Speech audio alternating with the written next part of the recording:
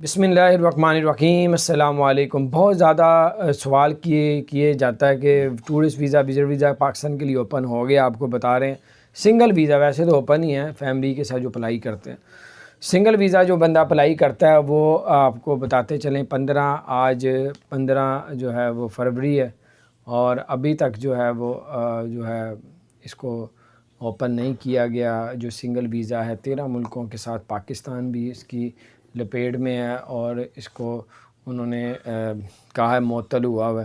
تو جیسے ہی انہوں نے کہا اس کو visit visa tourist visa open ہوگا تو پھر سنگل بندہ اپلائی کر دے گا۔ ابھی جو ویزا اپلائی کر رہے ہیں سنگل بندے جن کی 40 سال سے عمر کم ہے ان لوگوں کو جو ہے ویزا نہیں دیا جا رہا اگر سنگل بندہ اپلائی کرا۔ جن کی 40 سال سے عمر زیادہ ہے ان کے 80% چانس ہے کہ ان کا ویزا لگ جائے گا، 20% چانس ہے ان کا ویزا نہیں لگے گا۔